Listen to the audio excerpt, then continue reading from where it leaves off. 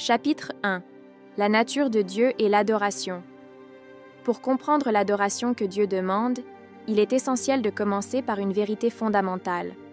L'adoration découle de la nature même de Dieu. Nous ne pouvons adorer authentiquement si nous ne connaissons pas celui que nous adorons.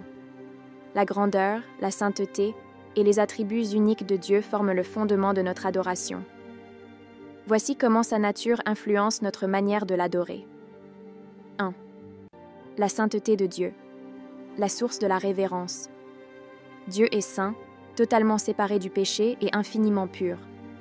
Sa sainteté est l'un de ses attributs les plus exaltés, comme le proclament les anges dans Ésaïe 6.3. Saint, saint, saint est l'Éternel des armées. Toute la terre est pleine de sa gloire. Parce que Dieu est saint, l'adoration doit être empreinte de respect et de crainte. Nous venons devant lui avec humilité, reconnaissant notre faiblesse face à sa perfection. La sainteté de Dieu nous pousse à aligner notre vie sur sa volonté et à le glorifier par une adoration sincère et pure. 2. L'amour de Dieu, la source de notre réponse. Dieu est amour. 1 Jean 4:8, et cet amour se manifeste dans sa création, son pardon et sa relation avec nous. Il a envoyé son Fils Jésus pour nous réconcilier avec lui, un acte suprême qui appelle une réponse d'adoration. Nous l'aimons parce qu'il nous a aimés le premier. 1 Jean 4:19. L'adoration authentique jaillit de notre reconnaissance de l'amour inconditionnel de Dieu. Nous l'adorons non seulement pour ce qu'il fait, mais pour qui il est, un Père aimant et compatissant. 3.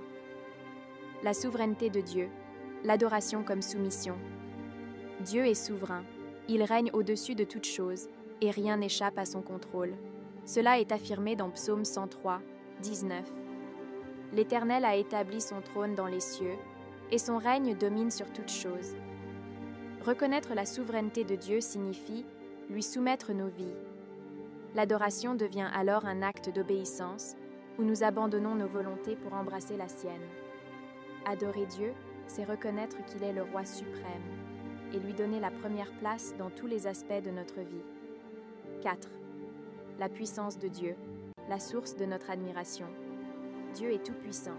Apocalypse 19:6. La création elle-même témoigne de sa puissance infinie, comme le dit Psaume 19:1. Les cieux racontent la gloire de Dieu, et l'étendue manifeste l'œuvre de ses mains.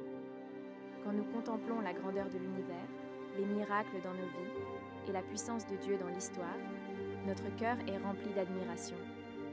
Cette reconnaissance inspire une adoration qui célèbre sa force et sa capacité à agir au-delà de nos attentes.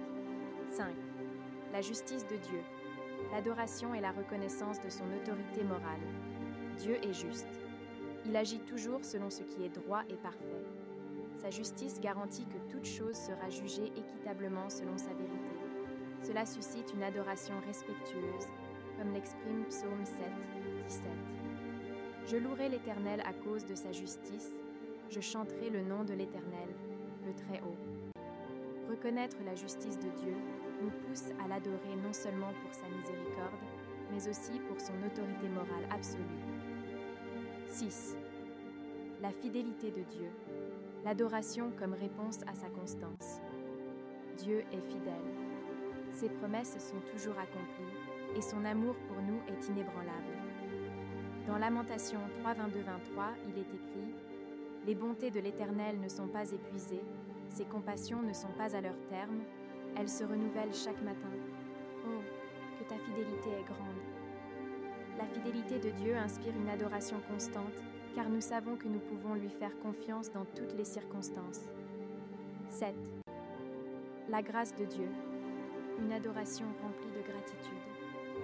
Dieu est un Dieu de grâce, offrant le salut et des bénédictions que nous ne méritons pas. Éphésiens 2:8-9 rappelle que c'est par grâce que nous sommes sauvés.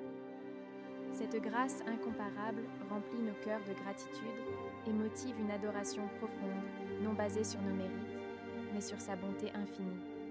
8. L'immortalité et l'immuabilité de Dieu, une adoration éternelle. Dieu est immuable, il ne change pas, et éternel, il existe pour toujours. Hébreux 13:8 déclare « Jésus-Christ est le même hier, aujourd'hui et éternellement. » Sa constance et son existence éternelle garantissent que notre adoration ne prendra jamais fin. Nous l'adorons parce qu'il est un refuge sûr et un fondement inébranlable. Conclusion. La nature de Dieu comme fondement de l'adoration. La nature de Dieu détermine comment et pourquoi nous l'adorons. Sa sainteté appelle à la révérence, son amour inspire notre dévotion, et sa souveraineté exige notre soumission. À mesure que nous apprenons à connaître Dieu plus profondément, notre adoration devient plus authentique, plus sincère, et mieux alignée sur ce qu'il désire. Adorer Dieu, c'est répondre à la révélation de qui il est, avec tout notre cœur, notre âme et notre esprit.